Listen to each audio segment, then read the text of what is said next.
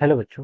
Let's read this question. So this question says, a bullet fired into a trunk of tree loses 1 by fourth of its kinetic energy in traveling a distance of 5 centimeter before stopping it travels a further distance. अब ठीक है, stop होने से पहले इसने total कितने further distance क्या कर ली होगी, कवर कर ली होगी, वो बताना है। ठीक है, तो बच्चों इस क्वेश्चन का की कॉन्सेप्ट आप देखिए क्या लिख लीजिए, the key concept of this question before stopping it travels A further distance, total distance travel कर लिया। ठीक है, आपको देखिए काइनेटिक एनर्जी का वर्क एनर्जी थ्योरम लगा लीजिए, फिर काइनेटिक एनर्जी गिवन कर रखा है ना, काइनेटिक एनर्जी का चेंज बता रखे, तो वर्क एनर्जी थ्योरम से बेस्ट यहाँ पर।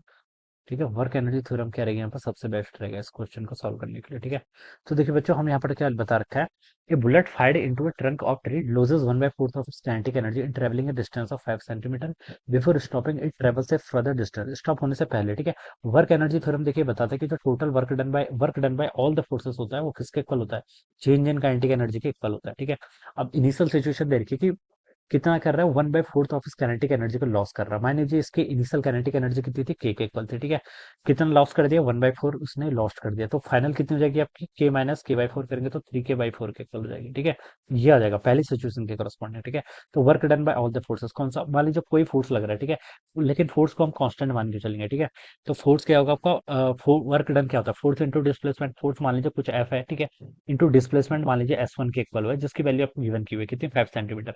इसके इक्वल आपका, this is the work done by the force, इसके इक्वल होगा चेंज इन काइनेटिक एनर्जी। ठीक है, काइनेटिक एनर्जी का चेंज फाइनल आपकी 3k/4 है, इनिशियल के है, तो चेंज हो जाएगा k - 3k/4, यानी कि k/4 के इक्वल हो जाएगा। दिस डिवाइडेड बाई, यहाँ पर से हम आपसे बताना है, बिफोर इस travelling it travels A distance. Alright, second condition में देखिए फोर्स आपका कांस्टेंट रहेगा, इस बार डिस्प्लेसमेंट हम S2 एज्यूम कर लेते हैं, it is equal to change in kinetic energy.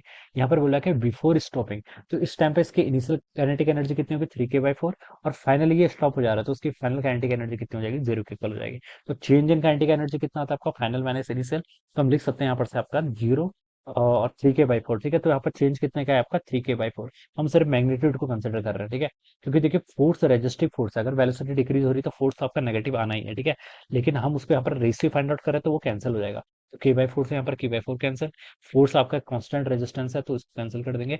S1/S2 की वैल्यू यहाँ से कितनी होगी आपकी, 1/3 के इक्वल होगी, तो S2 को हम यहाँ से लिख सकते हैं आपका 3 टाइम्स S1 के इक्वल। S1 क्या है, this is the distance travelled in the first, कितनी थी, 5 सेंटीमीटर, तो यहाँ से S2 हो जाएगा 3 × 5 centimetre, which is equal to 15 centimetre. So 15 centimeter would be the answer of this question. Okay, so before stepping it travels further distance. ठीक है, further कितनी आगे और कितनी डिस्टेंस ट्रेवल की होगी उसने। ठीक है, तो वो 15 ही है। ठीक है, 15 सेंटीमीटर से बाद में और ट्रेवल किया, टोटल डिस्टेंस उसका कितना हो जाएगा, टोटल आपका 15 + 5 20 हो जाएगा। ठीक है, लेकिन उसने फर्दर पूछा है, तो वो डी ऑप्शन क्या हो जाएगा इसका right answer, this would be the answer of this question. Alright, so I hope you all understood this concept, all the best and thank you so much.